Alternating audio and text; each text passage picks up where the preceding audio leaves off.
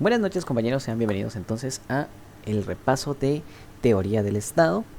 En esta ocasión nos vamos a basar en las diapositivas de la licenciada Ingrid García y vamos a pegarnos a su plan de estudio para este tercer examen y examen final, ¿no? Entonces, bueno, lo primero que tenemos que acotar acá es el régimen o sistema político, que pues según la descripción nos dice que es el conjunto de instituciones políticas que funcionan en un Estado en un momento determinado. Es el conjunto de elementos del Estado relacionados entre sí y armónicamente conjugados. En conclusión, será el conjunto de los procesos de decisión que concierne a la totalidad de una sociedad global, que resulta de una ideología o filosofía política, que inspira a los gobernantes y a la organización constitucional del Estado. Es decir, prácticamente pues, es una forma de percibir el poder dentro de una sociedad, ¿verdad? Y dependiendo de esa forma de percibirlo, se puede entender de una manera u otra la política. A veces el ejercicio del poder se utiliza efectivamente para asegurar el bienestar de todos los ciudadanos, siempre en pie de igualdad y de un Estado de derecho. Pero en otras ocasiones se tergiversa el poder político para otros fines, para pues simplemente favorecer a unos pocos. Entonces es aquí donde tenemos que tener la mente abierta a varios sistemas políticos, ¿verdad? Por ejemplo, la democracia liberal. Dice que aparece contrapuesta a las autocracias, las dictaduras y los regímenes totalitarios. De ella es preciso indicar que la palabra democracia significa gobierno del pueblo. O sea, lo que define Montesquieu es cuando la república, el poder soberano reside en el pueblo entero. Abraham Lincoln dijo que es el gobierno del pueblo, por el pueblo y para el pueblo.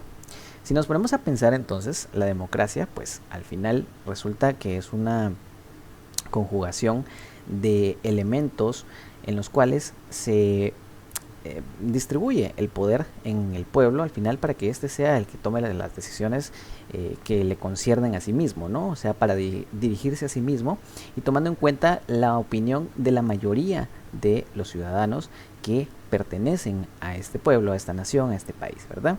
La democracia liberal entonces la vemos expresada en su mayor magnitud con esta frase, ¿no?, de Abraham Lincoln, que si nos ponemos a pensar también es una contraposición, es una frase antagónica a la frase de Benito Mussolini, ¿no?, que pues tenía un régimen totalitario en el cual pues decía que era todo para el Estado, nada fuera del Estado, nadie en contra del Estado. En este caso encontramos la antítesis de ese argumento con el gobierno del pueblo, por el pueblo y para el pueblo. Bastante interesante entonces cómo se contraponen los distintos sistemas políticos. La palabra liberal la encontramos, en la palabra liberal encontramos que es un régimen o un sistema político que trata de resolver la posición entre el poder y la libertad mediante procedimientos diversos de conciliación y de equilibrio. Ojo aquí con esto de conciliación y equilibrio. Al final recordemos que el liberalismo no es más que una expresión del contractualismo, de ese contrato social que decía Rousseau, ¿verdad?, en el cual pues se fundamenta la sociedad. Para Rousseau el contrato social es básicamente la aprobación de las personas que viven en una sociedad a dar su consentimiento para que otras personas lleven a cabo las funciones del Estado, ¿verdad?, y orienten entonces una nación en la búsqueda de pues el desarrollo para todos mediante esa cesión de poder. Es decir, un grupo de personas le cede el poder a otro grupo de personas porque confían en que este otro grupo pues va a desarrollar de la mejor manera posible la función pública para pues poder concretar los fines del Estado. Y también el equilibrio, que lo encontramos pues en el sistema de frenos y contrapesos que es tan característico en las repúblicas, ¿no? Entonces, al final, cuando hay una división de poderes y pues se tiende a tener controles, ¿verdad?, entre los poderes para evitar la centralización, pues se logra también un desarrollo más eficaz del ejercicio del poder público y mucho más justo e igualitario, como los que se basan en el reconocimiento de derechos individuales oponibles al Estado, y de ellos, principalmente, la libertad de oposición. También trata sobre la estructura de ese Estado en tal forma que haga posible la limitación política del poder, lo que equivale al principio constitucional de separación de poderes. Es decir, al final el liberalismo es una expresión en la cual se limita el poder político también. Ningún partido político puede entonces tomar todo el poder para sí mismo, sino que debe estar distribuido. Por eso hace una analogía aquí con el poder con la separación de poderes, con la teoría de la separación de poderes, ¿no? Porque pues al final el sistema liberal democrático lo que plantea es: vamos a hacer la voluntad del pueblo o de la mayoría de personas que pertenecen al pueblo, ¿no? Y vamos a evitar entonces que un solo régimen y que un solo grupo de personas o una sola persona se adjudique el poder. Las características esenciales del liberalismo es que se basa en el principio de la soberanía popular, garantiza el efectivo ejercicio de las libertades públicas y los derechos individuales, los cuales deben estar consagrados en la Constitución, que exista pluralidad de partidos políticos, iguales oportunidades electorales, era lo que les comentaba, ¿verdad? Que al final ningún partido se puede adjudicar todo el poder, sino que debe de haber una estructura electoral en la cual existan varias opciones. En la estructura del Estado se basa en el principio de separación de funciones, es decir, evitar la centralización, y que en la vida jurídica se respete el principio de jerarquía de las normas, también denominado principio de legalidad, es decir, que se respeten los preceptos normativos, empezando por los de la Constitución, y que nada esté encima de la Constitución.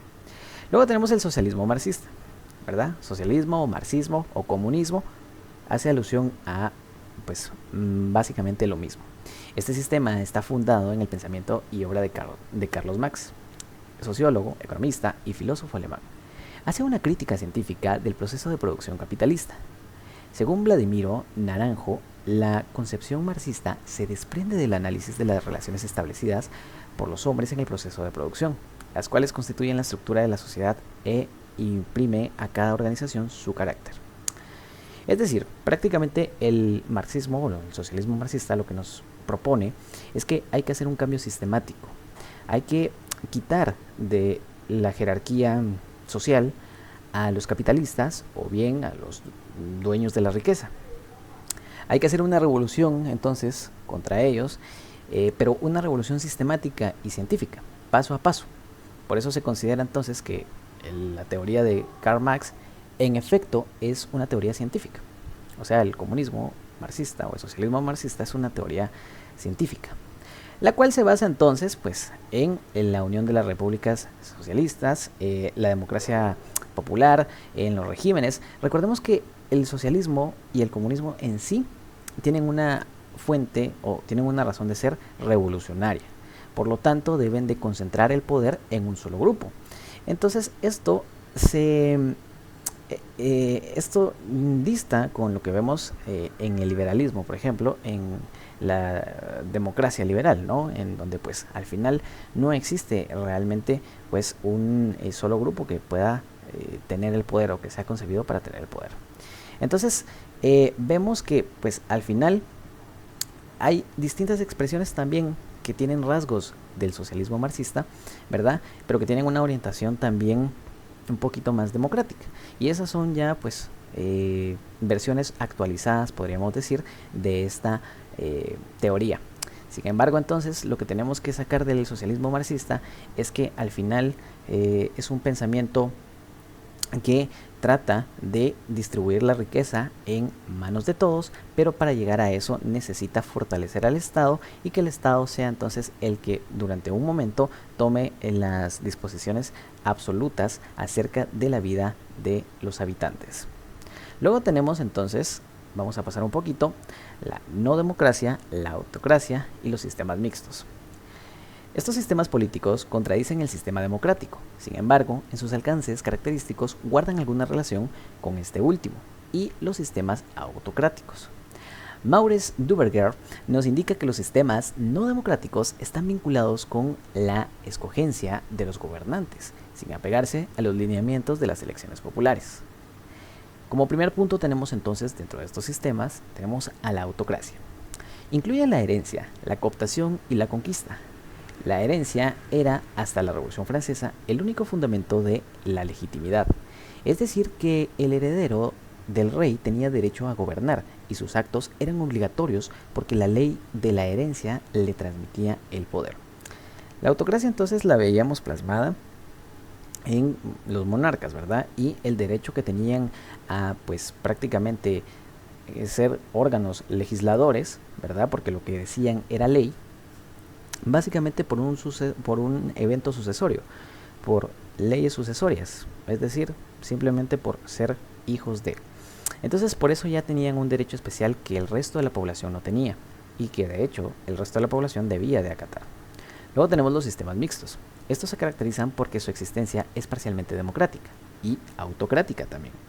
Para ejemplificar se citan los casos de las monarquías constitucionales del mundo de hoy, en las que al lado de un rey hereditario figura una asamblea de elección popular.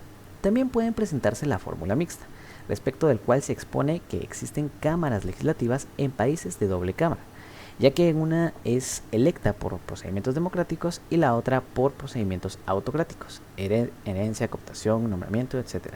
La conquista. Bueno, para que entendamos los sistemas mixtos y qué son los sistemas mixtos, entonces son, por ejemplo, las monarquías constitucionales, como bien lo dice aquí, en las cuales, pues, evidentemente hay un rey, ¿verdad?, que es el titular, el jefe de Estado, pero que solo ejerce funciones netamente administrativas o bien, parcialmente administrativas, perdón, o bien netamente representativas, pero no tiene, y ceremoniales, pero no tiene una figura de mando absoluto como lo tenía en el pasado. Esto porque hay una constitución que regula la forma en la cual lleva sus actos. Ahora bien, también puede darse el caso que sea una monarquía parlamentaria o parlamentarista, ¿no?, en la cual el rey está supeditado por las disposiciones que emita el Parlamento, es decir, el Congreso, ¿verdad? Entonces hay distintas figuras en las que el poder se distribuye, ¿verdad?, para evitar que se dé una centralización del poder en una sola persona, y se pues ejercen mecanismos de control, principalmente los dos mecanismos más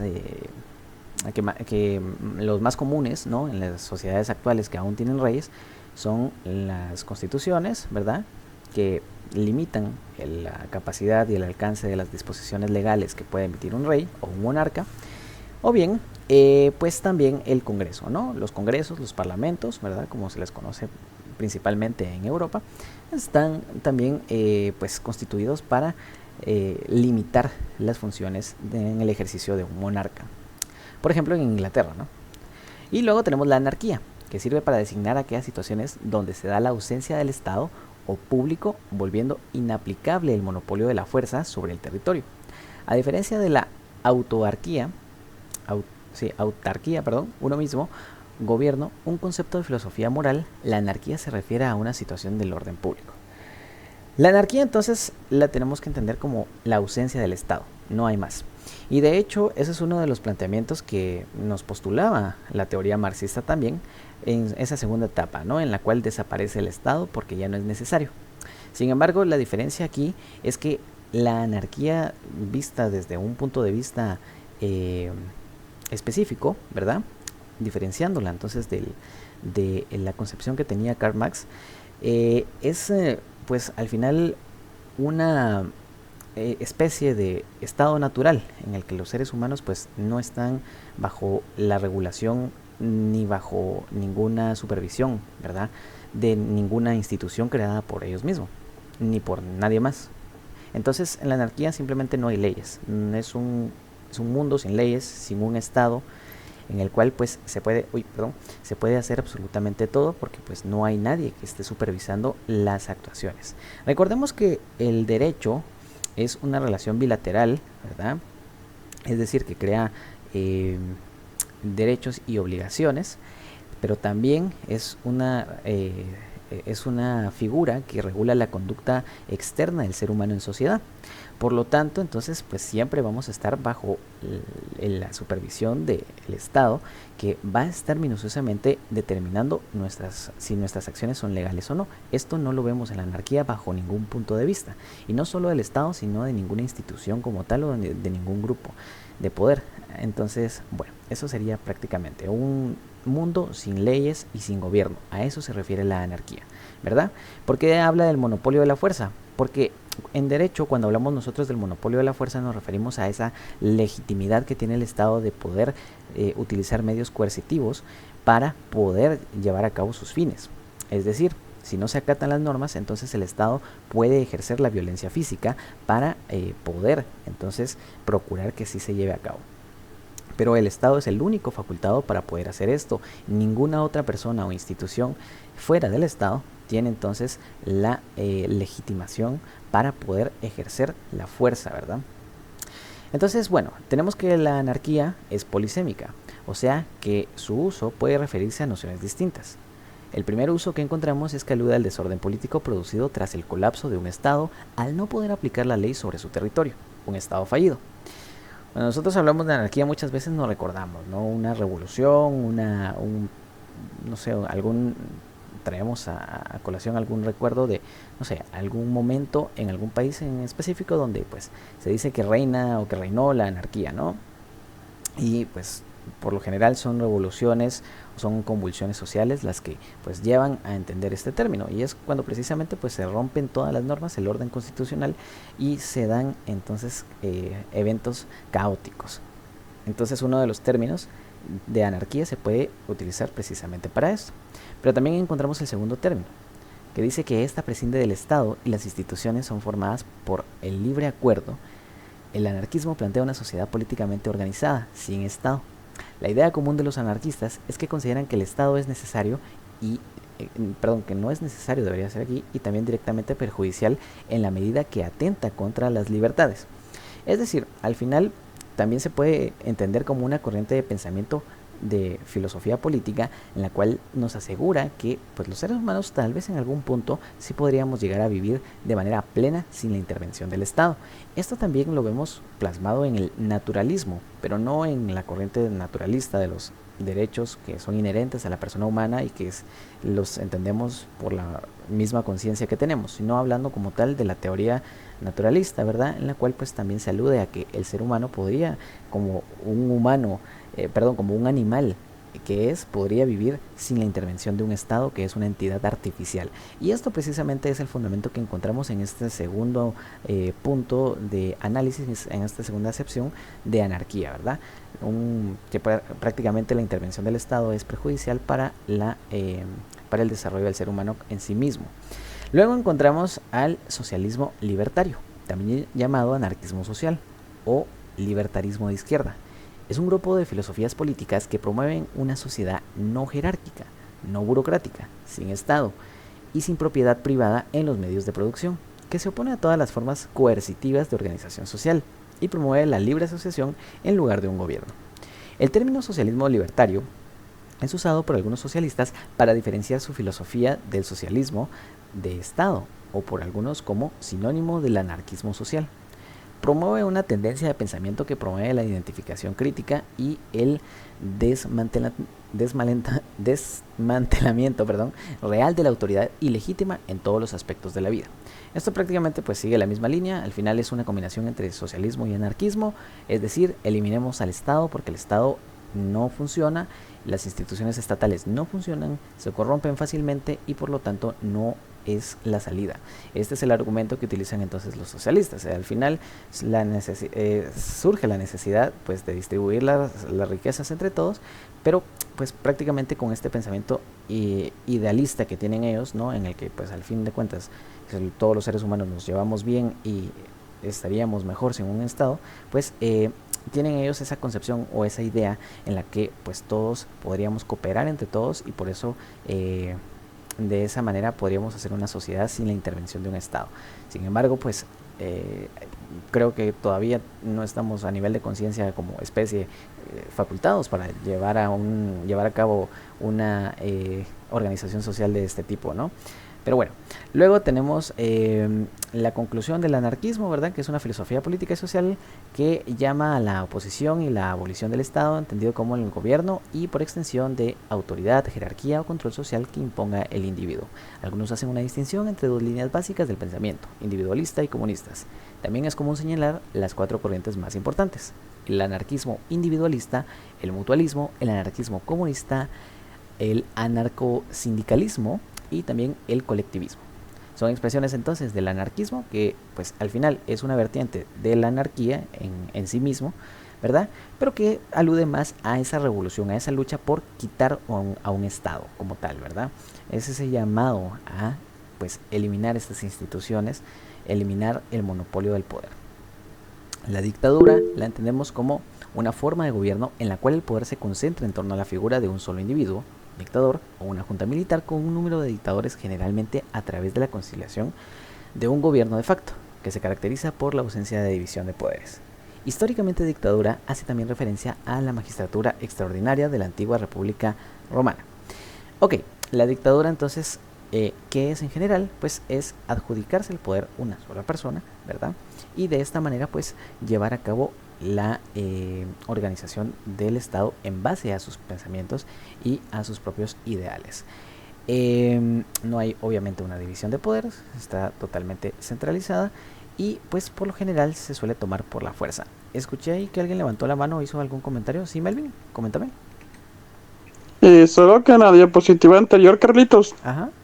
no son 4 corrientes, son 5. Ah, perdón. La licenciada tiene mal el dato. Ah, ok. Sí, es cierto. Sí, sí, sí. Ahí Sí, está sí. para que lo vean. Sí, son cinco, ¿verdad? El anarquismo individualista, mutualismo, el anarquismo comunista. Ajá, exacto. Gracias por la corrección, Melvin. Sí, pero aquí están enmarcadas de todos modos, ¿verdad? Entonces ahí solo sería que nos las aprendamos y pues, bueno. Igual no creo que vengan las cinco, pero siempre estudienlo porque nunca se sabe, ¿verdad? Pero bueno, yo creo que todos tenemos claro que es una dictadura, pues prácticamente es la cooptación de un Estado mediante el poder militar, ¿verdad? En el que la distribución del poder se concentra en una sola persona. Eso podríamos decir que es así a grandes rasgos una dictadura, ¿no? Y pues también hacer aquí el énfasis en que pues también hacía referencia a un tipo de magistratura, es decir, un tipo de trabajo público que se desempeñaba en la antigua Roma. Y con eso terminamos una de las diapositivas más largas, o bueno, las presentaciones más largas que que hemos visto, ¿verdad? Que es de 11 diapositivas como tal. Pero luego creo que la última también tiene más, sí, tiene 13. Bueno, pero vamos a agilizar un poquito el paso entonces. Vamos a ir con esto, que también creo que son temas muy importantes, ¿verdad? Pero los vamos a ver un poquito por encima porque también ya los vimos en la clase. Entonces, vamos a ir ahí a grandes rasgos. Bueno, luego tenemos el despotismo, que pues prácticamente nos dice que se basa en un gobierno de autoridad singular, o sea, una persona, ¿verdad? Una persona o un grupo de personas que no están estrechamente relacionadas, que podrían gobernar con poder absoluto. Es decir, el despotismo lo encontramos en la figura tanto de una dictadura como de una autocracia o como una oligarquía, ¿verdad? Porque son figuras que concentran todo el poder en una sola persona o en un solo grupo de personas, en una élite, ¿verdad? El despotismo es una forma de gobierno en la que una sola entidad, llamada déspota, gobierna con un poder absoluto. Puede ser individuo como una autocracia o puede ser un grupo como una oligarquía, lo que les comentaba. Luego tenemos la cleptocracia. Es un término de reciente acuñación y se suele usar respectivamente para decir que un gobierno es corrupto y ladrón. Es el establecimiento y el desarrollo del poder basado en el robo del capital, ¿verdad? Institucionalizando, la corrupción. Es decir, prácticamente es la coerción de todos los principios institucionales y del fin en sí mismo que tienen estas entidades, ¿verdad? Y que se prestan para cumplir fines y concretar beneficios de unos pocos. Eso es la cleptocracia. Prácticamente es una alusión a la corrupción en un sistema institucionalizado, obviamente, ¿verdad? En un sistema de gobierno. Luego tenemos la aristocracia. Es un concepto social cuya acepción más inmediata se refiere a aquellas personas que en un estado o nación ocupan y ejercitan el poder político y económico por derecho hereditario. A las clases de aristócratas se les llama también los nobles o la nobleza. Una segunda acepción del término aristocracia considera que este no se refiere a quienes ya gobiernan de facto por haber heredado un título de nobleza, sino que se refiere a quienes deberían gobernar por ser los más capacitados para ello, sin importar el que sean o no los portadores de un título hereditario. Muy bien, entonces a nivel resumido, la aristocracia es simplemente pues el reconocimiento de ciertos beneficios políticos y sociales, ¿verdad? Gracias a un lazo de sangre, a un lazo sucesorio de prácticamente de poder. Ahora bien, La aristocracia también, como aquí lo dice, se entiende como como una forma de gobierno en la que los más capacitados son los llamados a gobernar. Y Aristóteles y Platón defendían esta postura, de hecho. Ellos pues creían que una de las formas de gobierno que podía llevarse a cabo para la plenitud de una sociedad podría ser la aristocracia. Precisamente en la República de Platón, ¿verdad? Se plasma esto, ¿no? Con su versión ideal, idílica de una sociedad perfecta, pues en esa figura, pues al final había cierta aristocracia, que eran los filósofos reyes, ¿verdad? Que pues al final tenían, tenían esta característica, que eran los más capaces de poder gobernar, y por lo tanto pues eran en los cuales recaían estas atribuciones, ¿no? Entonces, al final tenemos otras corrientes de pensamiento aristócratas que también consideran que pues, el gobierno o la gestión administrativa en general debería de llevarse por un grupo de personas como un tipo de concilio, ¿verdad? Y que de esta manera pues se advierta que son los mejores en cuanto a capacidades psíquicas, o en cuanto a capacidades facultativas para poder llevar el gobierno de un país. Pero pues la aristocracia en general, solo para sintetizar y resumir todo lo que les acabo de decir, es prácticamente la nobleza, ¿sí? Pues, lazos de sangre, clases sociales altas, ¿verdad? Que obtienen beneficios gracias a títulos hereditarios. No es más que eso. También la segunda acepción hace referencia a que son a que son grupos de personas capacitados para poder gobernar independientemente de sus lazos de sangre. Ya, eso es todo. Perdón si a veces me extiendo mucho y le doy muchas vueltas, pero no sé, creo que también redundando a veces podemos comprender un poquito más cada uno de los términos. Pero sé que ya es tarde, entonces voy a meterle un poquito más de prisa. Plutocracia es un sistema de gobierno en el que el poder lo ostentan quienes poseen las fuentes de riqueza. Suele incluirse como un tipo de oligarquía, en su visión clásica promovida por las experiencias en algunas ciudades griegas y estados de Italia medieval. No se puede confundir la plutocracia, con sistemas donde el ejercicio de la ciudadanía está vinculado a una riqueza mínima, correspondiendo en hecho a un supuesto interés para la colectividad. Entonces al final la plutocracia, es cuando pues llega al poder una persona que tiene una riqueza y que pues esa es su legitimación para poder ejercer el cargo público y para poder ejercer la administración en general. Eso es todo, prácticamente. O sea, es decir, el que gobierna es rico y por eso gobierna. Ese es el argumento. Luego tenemos la democracia. Es una forma de organización de grupos de personas cuya característica predominante es que la titularidad del poder reside en la totalidad de sus miembros, haciendo que la toma de decisiones responda a la voluntad colectiva de los miembros del grupo. Es una forma de organización del Estado en la cual las decisiones colectivas son adoptadas por el pueblo mediante mecanismos de participación directa o indirecta, que le confiere la legitimidad a los representantes. Es una forma de convivencia social en la que los miembros son libres e iguales y las relaciones sociales se establecen de acuerdo a mecanismos contractuales. Es decir, prácticamente el poder reside en el pueblo y es quien lo delega para el ejercicio de las instituciones públicas. Y ya, ¿verdad? Eso es lo que podemos entender entonces como democracia. Yo creo que es un término que tenemos bastante bien comprendido. Luego tenemos el sistema Westminster, perdonen mi excelente inglés. Es una forma de gobierno democrático modelada a partir de la forma de gobierno del Reino Unido. Toma su nombre del Palacio de Westminster, sede del gobierno británico. Es usado por varias naciones integrantes de la Mancomunidad Británica de las Naciones y también otros sistemas que no forman parte de ella, como Irlanda. Se trata de una serie de procedimientos para hacer funcionar una legislatura. Aunque este sistema es parlamentario, una de las características más notorias del sistema Westminster es el bipartidismo fuerte, que asigna al líder de la oposición un papel fuerte como presidente del gabinete en el sombra Shadow Cabinet, cuyos miembros se especializan en la oposición a cada uno de los ministerios del Ejecutivo. Es decir, ¿cómo funciona el sistema Westminster para que lo entendamos? Pues prácticamente funciona con un sistema parlamentario. Siempre tiene que haber un sistema parlamentario porque recordemos que se basa en el Reino Unido. El Reino Unido tiene uno de los sistemas parlamentarios más fuertes, si no es que el más fuerte del mundo. Recordemos que es ahí cuando que es en este país donde se dio el primer parlamento, ¿verdad?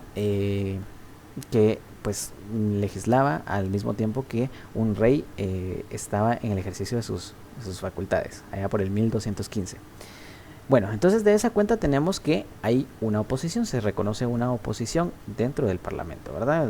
Al final, pues no todos pertenecen a un solo partido político, sino que hay dos partidos políticos, un sistema muy similar al de Estados Unidos también. Entonces estos dos partidos políticos tienen ideales distintos y proponen distintos elementos para el funcionamiento de la sociedad. Pero se le da entonces un poder especial, ¿verdad?, al presidente del otro gabinete, del gabinete de la oposición, ¿verdad? Entonces de esta manera forman un sistema de contrapesos, un sistema de control, ¿verdad?, en el que el poder no está solo sobre uno de los partidos políticos, sobre el que esté con mayoría en el gabinete, en el parlamento, sino que también pues le da a la oposición cierta garantía y cierto poder, ¿verdad?, para poder también tomar decisiones y para poder gestionar y más bien cuestionar las decisiones que tomen los otros. Al final es un sistema entonces bipartidista, parlamentarista, ¿verdad?, en el cual se le da un poder a la oposición. Eso es lo que podríamos decir entonces en cuanto al sistema Westminster. Luego tenemos el presidencialismo. Es aquella forma de gobierno en la que, constituida una república, la Constitución establece una división de poderes entre el poder legislativo, ejecutivo, judicial y el jefe de Estado, además de ostentar la representación formal del país. Es también parte activa del poder ejecutivo como el jefe de gobierno, siendo elegido de forma directa por los votantes y no por el Congreso. La república democrática presidencialista más conocida en la historia contemporánea es la de Estados Unidos. Recordemos entonces la diferencia clave del presidencialismo con los demás sistemas, y es que el jefe del Ejecutivo es el jefe de Estado también. Hay otros sistemas en los que el jefe del Ejecutivo no es el jefe de Estado, ¿ya? Y en el que de hecho el jefe del Ejecutivo también está puesto y supeditado por el Parlamento, por el Congreso, como en el sistema parlamentarista. En el antiguo repaso que hicimos de los sistemas de gobierno y las formas de organización social, yo les comentaba un poquito más a profundidad cómo es que funcionan los sistemas parlamentaristas, ¿no? Y para recordar un poquito, pues, hagamos remembranza en que el Parlamento, o sea, el Congreso, es el que elige al jefe de Estado y lo pone como primer ministro, ¿verdad? Perdón, al jefe de Estado y jefe de gobierno del Ejecutivo, y lo pone como primer ministro, pero al final lo puede destituir en cualquier momento, y este no tiene un poder absoluto o un poder dominante, sino que está siempre supervisado por el Congreso, ¿verdad?, por el Parlamento. Pues en el caso del sistema presidencialista, como es el caso de Estados Unidos o de Guatemala, esto no funciona así, sino que simplemente hay una división de poderes y es el voto popular el que elige al presidente del Ejecutivo. No es el voto del Parlamento, como sí funciona en los sistemas parlamentaristas, por ejemplo. Y en los sistemas parlamentaristas el Parlamento es el único elegido por el voto popular. En este caso no. En este caso, en el caso del presidencialismo, tal como lo vivimos en Guatemala, escogemos al Parlamento y escogemos por aparte al Ejecutivo. El presidente es el órgano que ostenta el poder ejecutivo, mientras que el poder legislativo lo suele concentrar el Congreso, sin perjuicio de las facultades que en materia legislativa posea el presidente. Ok, pues prácticamente esto es el sistema presidencialista, pero luego encontramos el semipresidencialista. Es aquella en la cual el presidente de la República, elegido por sufragio, tiene ciertas competencias de gobierno. El primer ministro es elegido por el Parlamento a petición del presidente, y este responde a sus responsabilidades ante el Parlamento a petición del presidente. Y está repetido eso, ¿no? Y este responde de su responsabilidad ante el Parlamento por el presidente, por lo que un presidente y un primer ministro son participantes activos en la administración del día a día del Estado. Ejemplo, Egipto, Francia, Corea del Sur, Angola y Armenia. Es decir, este es un sistema un poquito más complejo, ¿no? Porque al final hay cierta distribución del poder en la gestión, tanto en la gestión legislativa como en la gestión ejecutiva.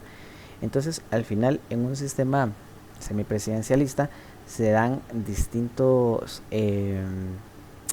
se da una mezcla entre el parlamentarismo y el presidencialismo, ¿verdad? Porque a fin de cuentas el primer ministro le rinde cuentas al presidente, pero también el presidente tiene que rendir ciertas cuentas, ¿verdad?, al parlamento. Por lo tanto, entonces se encuentran en una figura un poco controversial estos dos, o no controversial, sino más bien se distribuyen ciertas labores, porque al final es un sistema en el cual existe un presidente, pero también un primer ministro. Recordemos que en el parlamento, en el sistema parlamentarista, ¿verdad?, es donde existe únicamente un primer ministro, que es el que lleva a cabo las funciones de un presidente. Sin embargo, en este caso existe un presidente y un primer ministro, y entre los dos se llevan las funciones o manejan las funciones ejecutivas del país. Y es el presidente el que pues le pide cuentas al primer ministro para que éste pues prácticamente le rinda los informes, ¿verdad?, de cómo está llevando a cabo su gestión pública, su gestión administrativa. Pero también el presidente está bajo cierto control ante el Congreso, aunque no tanto como el primer ministro. Es un poco complicado, pero lo que tenemos que entender acá es que en un sistema semipresidencialista, encontramos una mezcla entre el presidencialismo y el parlamentarismo, que eran estos dos sistemas que les comentaba antes. En este sistema entonces existen de la mano el presidente y el primer ministro y se distribuyen sus funciones entre los dos. Eso es lo que tenemos que entender entonces del semipresidencialismo. Ahora vamos con el término de partido político. Es una asociación de individuos unidos por ideales comunes y que persiguen como meta alcanzar el control del gobierno para llevar a la práctica esos ideales. Es el encargado de presentar candidatos para ocupar los diferentes cargos políticos. Para eso, movilizan el apoyo electoral. También organizan la labor legislativa, articulan y agregan nuevos intereses y preferencias de los ciudadanos. Desde el enfoque de Maurice Duverger, diferencia partidos de creación interna que nacen en el seno del Parlamento. En un principio, los Tories, conservadores, y los Whigs, liberales, en Inglaterra. Se decía que solo actúan por intereses egoístas, pero con el tiempo fue imposible encontrar el equilibrio entre el pueblo y sus representantes, por lo que cambiaron de escenario al crecimiento orgánico. Bueno, prácticamente lo último son los antecedentes de los partidos políticos y en concreto del sistema bipartidista, que recordemos que es el que maneja Inglaterra y Estados Unidos principalmente, ¿no?, en el cual hay dos partidos políticos. En el caso de Estados Unidos sería el demócrata y el republicano, y los dos son antagonistas o bien tienen ideales distintos. Unos son conservadores, otros son liberales. Unos apoyan la preservación de las costumbres antiguas, de la familia tradicional, de al final los valores cristianos principalmente, y otros pues apoyan todo tipo de ideologías modernistas y que actualicen a las necesidades del pueblo, ¿no? Es ahí también donde encontramos ese énfasis entre izquierda y derecha. Pero bueno, al final lo que tenemos que comprender es que un partido político es una organización de individuos, ¿verdad?, en la cual pues se plantea la distribución, la representación, de el pueblo, y estos van a ser entonces los que van a llevar ese estandarte en la representación, en la gestión política, en la gestión pública, ¿verdad? Es decir, un partido político es una asociación de individuos que buscan la representación política y la representación estatal, ¿verdad?, para llevar a cabo las funciones de gobierno. Eso es en conclusión. Entonces, al final tenemos tenemos sistemas que permiten muchos partidos políticos, como el nuestro, por ejemplo, que es pluripartidista, pero también tenemos sistemas que solo permiten dos, y que todos los ideales de muchos partidos que podríamos encontrar, por ejemplo, en Guatemala, se concentran en dos nada más, ¿ya?, que serían los conservadores y los liberales. Muy bien, ahora vamos con la última diapositiva, bueno, las últimas dos diapositivas, no la última, esta es la penúltima. Lo que pasa es que ya quiero terminar. Bueno, vamos con la penúltima diapositiva. Esta no la leímos, no la vimos en clase, entonces es importante que le pongamos un poquito más de énfasis. Los órganos del Estado se dividen en órganos inmediatos. Son los grupos de personas físicas con atributos de poder, derivado directamente de la Constitución política. Son necesarios porque su presencia es importante para determinar la existencia del Estado. Ejemplo, el Estado de Guatemala tiene para su existencia inmediata al titular primario del Poder Ejecutivo, como lo es el presidente de la República, y a los titulares de los órganos secundarios, si es un sistema presidencialista, que puede ser el rey o el presidente de la República, si es un sistema parlamentario, y del Poder Judicial, que tiene un presidente. Luego vienen todos los ministerios o secretarías. Todas estas personas son necesarias para hacer funcionar a los órganos del Estado, puesto que este, como tal, no existe en la realidad empírica, sino que es una construcción legal, creados para cumplir con los fines establecidos. Es decir, ¿qué son los órganos inmediatos? Son todos aquellos órganos indispensables para el funcionamiento de un Estado y que los dictamina la Constitución política. Ya. Luego tenemos los órganos mediatos, que surgen para la realización de las actividades asignadas a cada órgano inmediato, cuya característica principal es que están subordinados al órgano inmediato. No están constituidos en la rama constitucional, sino en leyes ordinarias o en la Constitución de la República. Esto creo que es un error, porque si dice que no están constituidos en la Constitución, pues no deberían de estar acá, pero bueno, son creados de acuerdo a las necesidades de la administración pública. También se pueden clasificar como órganos simples y necesarios. Simples porque tienen una sola competencia establecida. Bueno, los mediatos entonces no están estipulados en la Constitución, sino que la norma dictamina, la Constitución sí dictamina la autoridad a los tres organismos, ¿verdad? A los tres organismos inmediatos, que sería el Ejecutivo, el Judicial y el Legislativo. Les da esa facultad de poder crear sus propias instituciones, y estas instituciones entonces son los órganos mediatos, ¿verdad? Que son de apoyo, que son simplemente de beneficio para llevar a cabo la finalidad de los tres grandes poderes del Estado, organismos del Estado, para que lo entendamos de esa manera. Entonces son todos aquellos órganos que están supeditados por los tres organismos grandes, ¿sí? Por ejemplo, podrían ser alguna secretaría, podría ser pues algún tipo de ministerio en específico. Todos estos que sirven para funciones muy específicas son órganos mediatos. Y luego tenemos a los órganos facultativos del Estado. Son aquellos que el órgano inmediato puede crear, creo que aquí está un poquito mal redactado. Aquellos que el órgano inmediato los puede crear el titular de cualquiera de los organismos del Estado, puesto que la Constitución política establece el derecho de los órganos inmediatos a crear a los órganos que necesitan para su buen funcionamiento. Serán el resultado de la necesidad o practicidad que pretenda. Ejemplo, la creación de un departamento o dirección que se orienta a promover las exportaciones de un país hacia otro. Es decir, prácticamente son sinónimos o son podríamos decir que se utilizan de manera igual, ¿verdad? Tanto los órganos mediatos como los facultativos. La principal característica entonces es que les dan sus atribuciones los tres organismos o los organismos inmediatos, ¿verdad? Con los que cuenta el Estado. Podríamos decir entonces, como les digo, que son sinónimos, porque al final ambos sirven para llevar a cabo el funcionamiento de los organismos inmediatos. Entonces, órganos mediatos y los órganos facultativos son sinónimos y se caracterizan entonces por ser auxiliares, ¿verdad?, en la gestión pública de los órganos inmediatos, de los órganos principales. Órganos necesarios del Estado son los instituidos por el jefe de Estado, sea presidente o primer ministro, puesto que es la obligación del jefe de Estado crearlas a partir de que la Constitución política o la legislación vigente obliga a llevar a cabo lo mandado. Estos órganos no se crean por deseos o sueños del jefe de Estado. Los órganos necesarios son creación arbitraria, son creación arbitraria del Ejecutivo ni de ningún otro órgano estatal, sino que del orden jurídico que los establece y también define sus lineamientos. Ejemplo, es un órgano mediato necesario. Un órgano mediato necesario es el municipio, que siendo un producto que emana de la Constitución política, auxilia al Poder Ejecutivo administrativo en el desarrollo de las funciones. Prácticamente los órganos necesarios que son entonces son todos aquellos órganos que pues están facultados para crear los órganos inmediatos. Al final esto también es pues prácticamente lo mismo que los propios órganos inmediatos, o sea, tienen una relación estrecha con los órganos inmediatos porque al final se nacen del reconocimiento que hace la propia Constitución, ¿verdad? Como acá lo dice.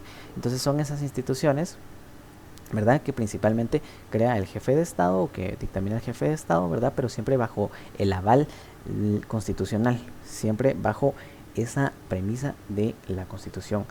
Entonces dice que las relaciones entre los órganos del Estado se trata de relaciones entre los órganos inmediatos principales, organismo ejecutivo, organismo judicial y organismo legislativo, puesto que su carácter independiente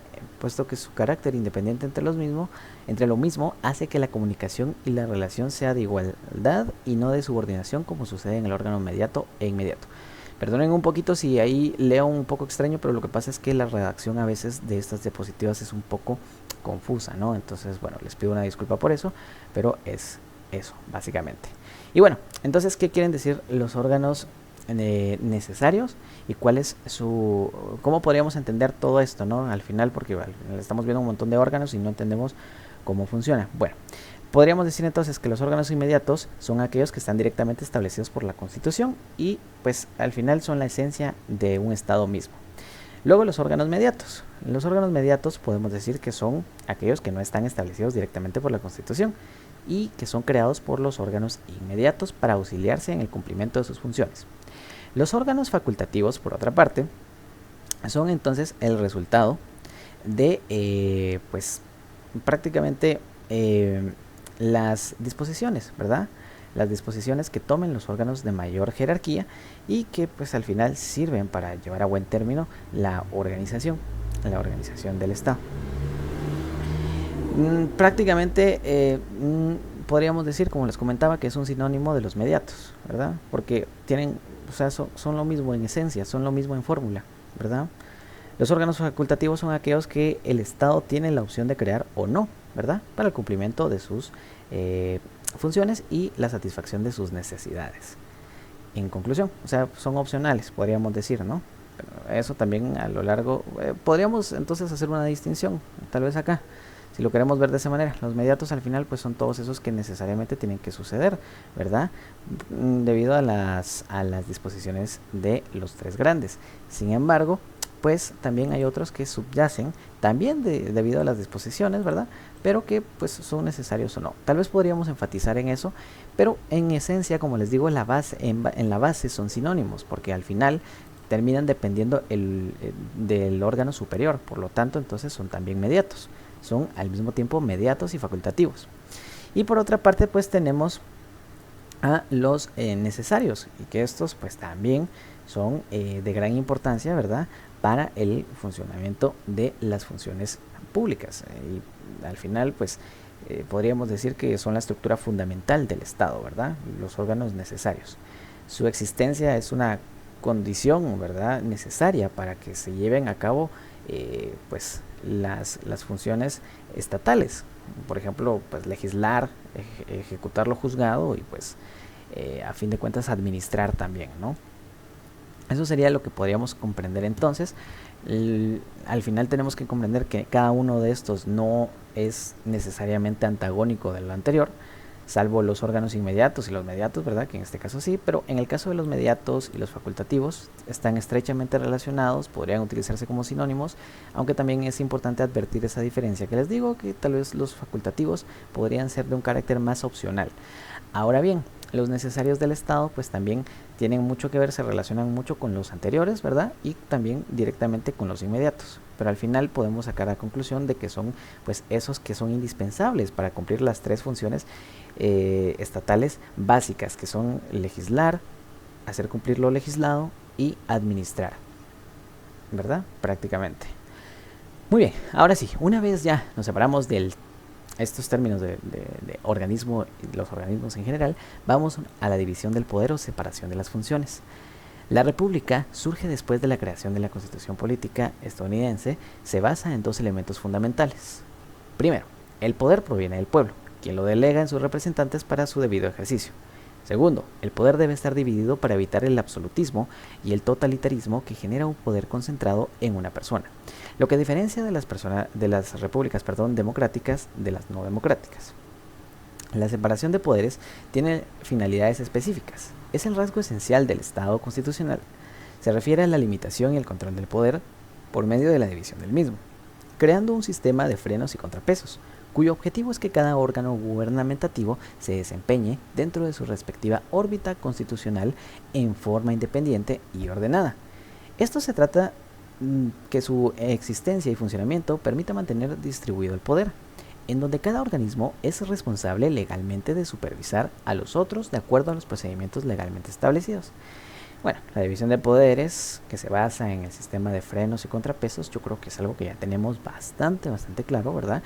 Que es pues prácticamente la distribución equitativa del poder, ¿verdad? Para evitar la centralización. Eso es, no hay más.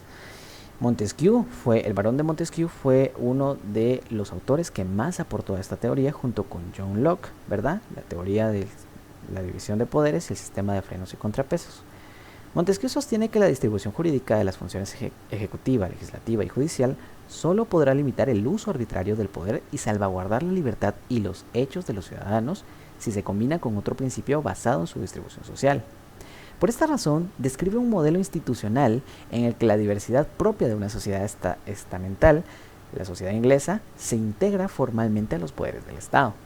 Montesquieu basa su teoría de la separación de poderes del Estado a partir de estar convencido de la relación de la libertad, la cual no se significa que las personas hagan lo que quieran, por lo que lo han señalado de conservador, sino de encuadrar las decisiones a las acciones humanas. Es decir, prácticamente Montesquieu pues decía, no, al final no podemos seguir subsistiendo en un sistema monárquico absolutista. Tiene que haber una distribución equitativa del poder para la función pública, la cual garantice entonces a los ciudadanos ciertos derechos y ciertas garantías, entre ellas la libertad, ¿verdad? Por lo tanto, entonces, tiene que llevarse a cabo un sistema de control en el cual el poder se encuentre descentralizado, y se encuentre distribuido de manera equitativa para evitar entonces las injusticias. Esto era prácticamente la tesitura que planteaba Montesquieu, ¿verdad? Con su teoría de la división de poderes, que como les comento, John Locke iba a desarrollar con mucha más exhaustividad en el futuro, ¿verdad? Y pues iba a poner elementos como directamente nombrar al legislativo, al ejecutivo y al judicial, ¿verdad? Ya dentro de sus obras para pues poder establecer a profundidad la órbita de atribuciones que iban a tener cada uno. Pero bueno, si nos viene la pregunta entonces de Montesquieu, podemos poner que sostiene que la distribución jurídica de las funciones ejecutiva, legislativa y judicial solo podrá limitar el uso arbitrario del poder y salvaguardar la libertad y los hechos de los ciudadanos. Esa podría ser una respuesta, o bien podemos ponerlo con nuestras propias palabras, ¿verdad? Haciendo énfasis en que creía que hay que defender los derechos ciudadanos mediante la implementación de un sistema de control entre instituciones que tengan distintas facultades entre sí, ¿verdad? Para evitar la centralización del poder.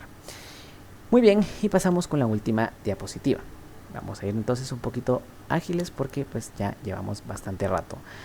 Antes de la teoría de Montesquieu, ¿verdad? Recordemos entonces que Montesquieu fue este autor que aportó esta teoría, o que más bien no la aportó en su totalidad, sino que la sistematizó, ¿sí? La sistematizó, ¿verdad? Por eso es una teoría, porque al fin de cuentas es un sistema científico, ¿verdad? Es una sistematización científica en cuanto a un tema, ¿verdad? Que busca cubrir o busca entender un fenómeno.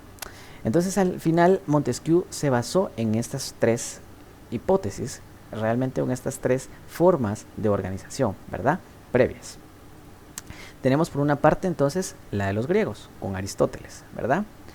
Entonces, Aristóteles nos planteaba una asamblea general que delibera sobre negocios públicos, el cuerpo de los magistrados, cuya naturaleza, atribuciones y modo de ser nombrados debe fijarse, y el poder judicial, ¿verdad? Que son pues los que administran la justicia. Vemos entonces que tenemos ciertos paralelismos con las instituciones actuales. Posteriormente, en Roma evolucionaron estas instituciones y pues pasaron a ser, en el caso de la Asamblea General, cónsules, ¿verdad? El cuerpo de los magistrados, pues también que tenían ese sistema para nombrar, ¿verdad? Y para tomar ciertas decisiones en cuanto a las atribuciones de cada uno.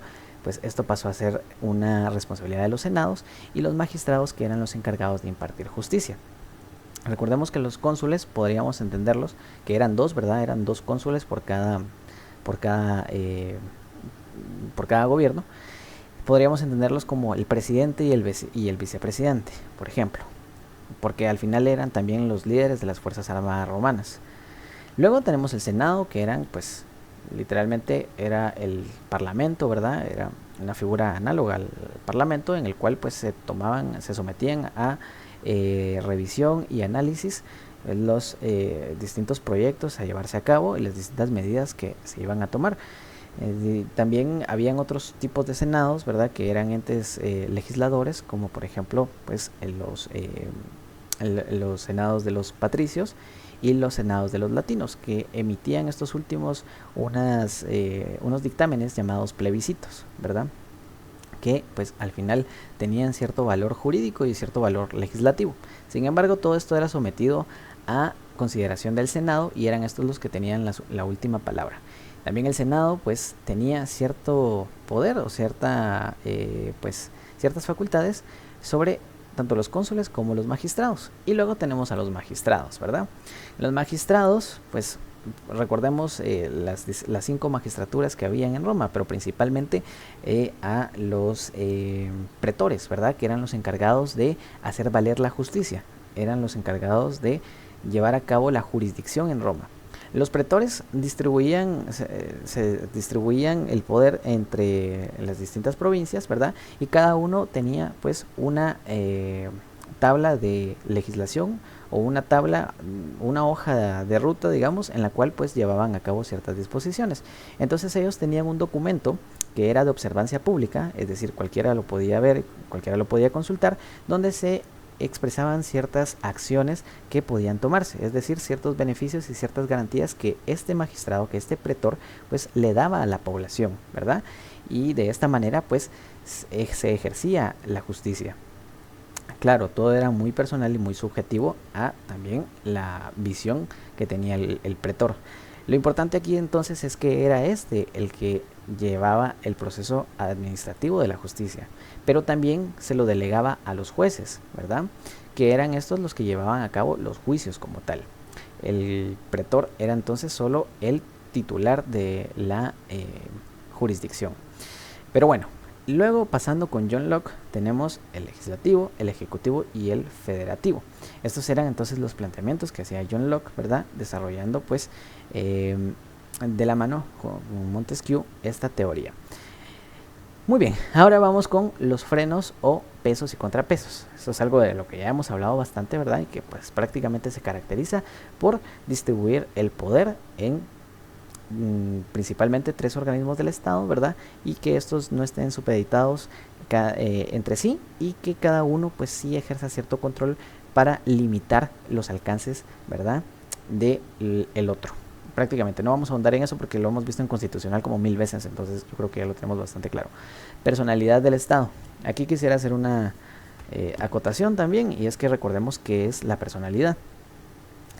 Según citando a nuestro excelentísimo catedrático Juan Francisco Flores, podemos decir que la personalidad es la investidura jurídica que permite a una persona incorporarse al mundo del derecho.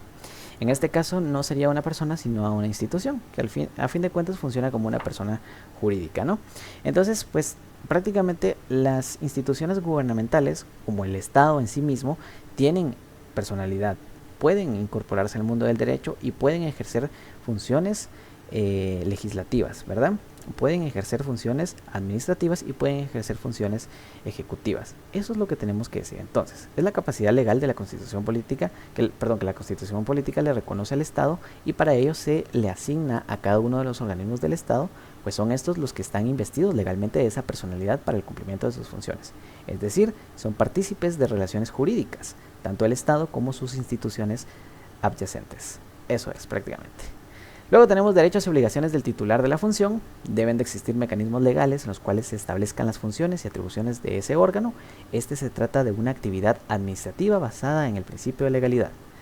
Es decir, los derechos y obligaciones de la titularidad, ¿verdad? De las funciones administrativas y de las funciones de gobierno siempre deben de estar basadas en la ley.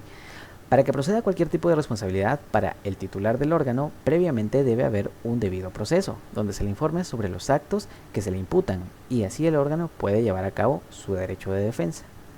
La función administrativa que ejerce conlleva determinadas prerrogativas establecidas legalmente, ya que el órgano de mayor responsabilidad puede gozar de derecho de antejuicio.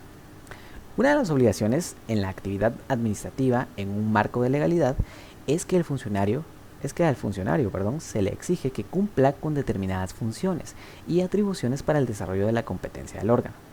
El funcionario que tiene un poder de actuación, pero al mismo tiempo tiene un poder de ejercerlo con un sentido finalista. El desempeño de la función pública es un poder y un deber del funcionario titular del órgano que no puede renunciar al ejercicio del mismo, y ha de hacerlo con la obligación de cumplir con la finalidad legalmente determinada. El personal del órgano ha de llevar a cabo las funciones que le han sido encomendadas, desempeñadas en la forma legal determinadas de acuerdo a las órdenes de su superior jerárquico. De no hacerlo conlleva un procedimiento disciplinario, es decir, descuidar estos deberes que la competencia requiera. Muy bien, prácticamente podemos entender entonces que al final cada una de las organizaciones de gobierno, cada una de las entidades de gobierno tiene una titularidad, tiene una persona que lo representa, ¿verdad? Que la representa. En el caso de los tres poderes del Estado, pues tienen presidentes, ¿verdad? Tenemos el presidente, en el caso del legislativo, el presidente del Congreso, el del Ejecutivo, el presidente del gobierno, ¿verdad? Y luego tenemos, en el caso del judicial, tenemos el presidente de la Corte Suprema de Justicia y del organismo judicial, que es el mismo, ¿verdad? Ese cargo es un cargo doble. Por una parte es presidente de la Corte Suprema de Justicia y por otra parte es presidente del organismo judicial. En otros países esta atribución se delega en dos personas distintas. En nuestro caso, en el caso de Guatemala, no es así. Es el mismo presidente el que ejerce esa doble función. Entonces, es interesante porque al final tiene que apegarse siempre a la ley, tiene que estar siempre en constante control, ¿verdad?, de sus funciones, y tiene que tener la finalidad de llevar a cabo a buen término el principio y la idea básica de la institución en la cual está dirigiendo. Pues tiene que respetar también los procedimientos jerárquicos en caso de que pues sean magistrados o de que sean funcionarios públicos de un rango más bajo, pues tienen que siempre estar alineados, ¿verdad?, con las órdenes jerárquicas, ¿verdad?, o siempre tienen que hacer caso a sus superiores, en pocas palabras, ¿verdad?, tienen que respetar esa jerarquía que existe en pues toda institución. Y de no hacerlo, pues se conlleva una penalización. Luego, la competencia de los órganos del Estado. Se refiere a las atribuciones y funciones que la ley define explícitamente a los órganos que componen el Estado. Su importancia se debe a que solo las atribuciones y funciones establecidas son las que debe de llevar a cabo el órgano del Estado. Es decir, cada organismo, ¿verdad?, tiene sus propias atribuciones y no se puede salir de ahí. Y a eso se le conoce como competencia. ¿Ok? Competencia igual a las atribuciones de cada uno de los estados. De los órganos del Estado. Entonces, el organismo judicial no puede hacer leyes, así como el legislativo no puede juzgar. Se sale de sus competencias. No está contemplado en la norma, ni en la norma constitucional, ni en ninguna otra norma de carácter ordinario. Y aunque lo estuviera, si en las disposiciones constitucionales está bien establecidas las funciones de cada una de las entidades del Estado, de los tres organismos, pues entonces no pueden salirse de ese marco legal. Entonces, en conclusión, simplemente la competencia es el rango, ¿verdad?, que tienen para operar en el ejercicio de sus atribuciones cada uno de los organismos del Estado. Así como al legislativo le compete únicamente legislar y hacer valer la norma mediante las disposiciones siempre legales, ¿verdad?, que pueda plasmar en ella, al judicial le compete exclusivamente hacer valer las disposiciones legislativas mediante procesos y mediante coacción y coerción, es decir, mediante procedimientos en los cuales se impongan ciertas sanciones, se impongan penas e incluso se puedan poner penas privativas de libertad, que sería la coacción, ¿verdad?, el utilizar la fuerza y privar de ciertas garantías fundamentales a una persona por el caso omiso que esta persona hace de la ley. Y luego tendríamos entonces el espectro de operación que tiene el Ejecutivo, que simplemente es de administrar el gobierno y para que éste pues lleve a el desarrollo o guíe el desarrollo de la sociedad como tal, pero no le compete ni legislar ni tampoco juzgar, simplemente administrar. Y entonces eso es lo que tenemos que entender nosotros como competencia, las atribuciones de cada uno de los organismos del Estado, que no pueden salirse de ellas. Es interesante porque a veces vemos figuras en las cuales, muy excepcionales por cierto, pero en las cuales se invierten los roles, ¿verdad? Por ejemplo, en los estados de excepción, el Ejecutivo tiene pues la facultad, mediante el presidente, ¿verdad?, de crear decretos. Los decretos son una atribución, una competencia exclusiva del Congreso, del órgano legislativo. Sin embargo, bajo esta excepción, que son los estados de excepción, valga la redundancia, pues sí se pueden emitir decretos y no acuerdos, que son los que normalmente emite el Ejecutivo, ¿verdad? Entonces, estos decretos tienen que observarse y tienen que entenderse bajo un estado de excepción como norma, como obligatorios, como una ley, ¿verdad? Por ejemplo, lo que está haciendo Donald Trump, ¿verdad?, que siempre lo traigo a colación, pero yo creo que es bastante fácil de comprenderlo con lo que está haciendo él. Pero claro, al final esto solo se da en ciertas ocasiones en específico, no siempre. Por lo tanto, podemos entender entonces que los órganos tienen bien definidas sus atribuciones y por lo tanto esa es la competencia y hasta ahí pueden llegar nada más, y si se pasan pues hay mecanismos de control para evitarlo. Tenemos competencia territorial, ¿verdad?, de los órganos del Estado, material y de grado. En territorial podemos decir que es por la circunscripción geográfica, ¿verdad?, por el espacio de tierra que se ocupa y que está delimitado, ¿verdad?, según las disposiciones legales. En cuanto a materia, podemos referirnos a que es una competencia dependiendo la naturaleza de los procesos, ¿verdad? Si es un proceso penal, si es un proceso civil, si es un proceso constitucional, si es un proceso administrativo, etc. Luego, si es una competencia de grado, podemos hacer alusión entonces a que tenemos 2 grados. En Guatemala solo existen 2 grados, ¿verdad?, 2 instancias. En primera instancia tenemos entonces a los juzgados convencionales, ¿verdad?, los juzgados menores, que son los que tratan de hacer justicia ante las situaciones que se den entre las personas o entre las distintas partes procesales que estén involucradas. Pero también por otro lado tenemos la segunda instancia o el segundo grado, que es cuando una de las partes procesales no está conforme con la resolución que le dio el juez o con la manera en la que el juez solucionó el conflicto, por lo tanto remite esa resolución a un segundo juzgado para que la revise y pues dictamine si sí se lleva a cabo esa disposición o si se tiene que reconsiderar la decisión del juez. Esa sería la segunda instancia, ¿verdad? Es prácticamente la Corte de Apelación y todos los tribunales de apelación que hay, que precisamente son los que se encargan de revisar las sentencias de la primera instancia. Eso sería prácticamente en cuanto a las competencias, ¿verdad? Y bueno, luego tenemos el principio de jerarquía, que es la distribución vertical y descendiente de la función administrativa del Estado, siendo el superior jerárquico el titular del órgano primario y secundario del Estado. Se trata entonces de la existencia de personas que están autorizadas legalmente para mandar y a otras que les toca obedecer las órdenes a partir de la realización de los fines. Es decir, pues la jerarquía, recordemos que siempre funciona en manera vertical, ¿verdad? Siempre hay una persona que está en lo más alto que va a ser pues, o un grupo de personas que van a ser los que van a estar llevando a cabo la función más alta en cuanto a la organización de cada institución, ¿verdad? Y las demás personas que se encuentren más abajo dentro de esa pirámide, podríamos graficarlo así, pues tienen que acatar sus disposiciones o bien pues decidir de sus disposiciones, es decir, mostrarse en contra, pero siempre argumentando o razonando, ¿verdad?, por qué de su contrariedad. Y entonces, dependiendo de su razonamiento, pues de sus argumentos, se tomarán las medidas pertinentes. Pero por lo general, entendámoslo como un principio de jerarquía, es una pirámide en la cual hay alguien que manda a todos en la cúspide y los demás están abajo. Luego tenemos el deber de obediencia y sus límites. En las democracias este deber de obediencia no es absoluto, sino que tiene límites. Era lo que yo les comentaba, ¿verdad?, de la disidencia, de poder argumentar en contra de ciertas disposiciones que algún superior tenga. Siendo el primer límite el principio de legalidad, porque ninguna persona está obligada a obedecer órdenes ilegales, aunque las mismas sean emitidas por un superior jerárquico, con autoridad para impedir órdenes, puesto que las órdenes ilegales no tienen sustento jurídico. Básicamente lo que les comentaba.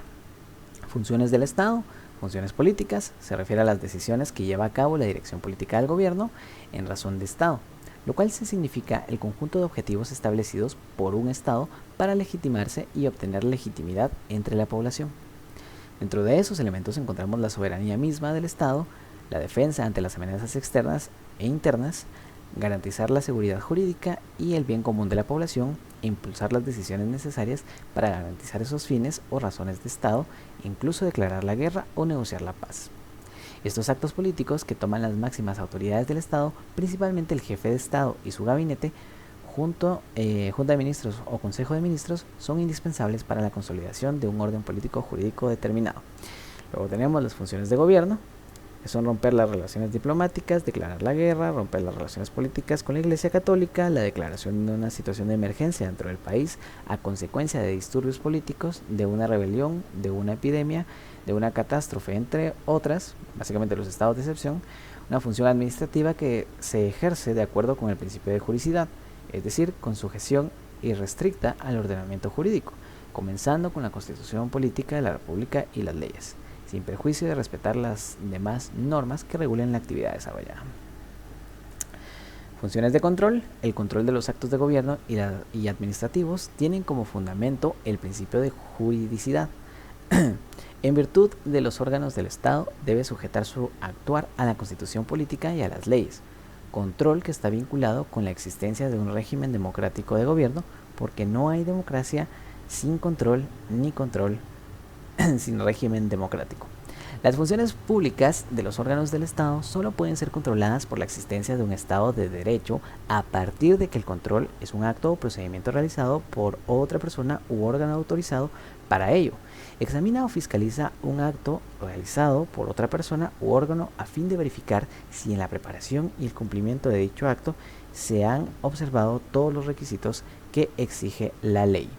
Y luego tenemos que pues también el control de las funciones públicas está en la línea con ese control que puede ser de diversa naturaleza, clasificándose en base a diversos criterios por la doctrina. En cuanto a la oportunidad en que se realiza, puede ser preventivo o a priori, ex post o posteriori. Bueno, prácticamente aquí hagamos énfasis en algo, ¿verdad? Yo creo que todos tenemos bastante claro lo que es el principio de control, es decir, que los órganos estén supeditados entre sí y que todos, pues, según la norma constitucional, limiten el poder jurídico, ¿verdad? O el poder en general, ¿verdad? De los otros. Pero el principio de juricidad establece que toda la actividad del Estado, especialmente de la administración pública, no solo debe someterse a la ley escrita, sino también debe de someterse a los principios fundamentales del derecho. Muchas veces vamos a encontrar a lo largo de la carrera este principio, ¿no? El principio de juridicidad, que pareciera que es lo mismo que el principio de legalidad, pero no son exactamente lo mismo. ¿Por qué?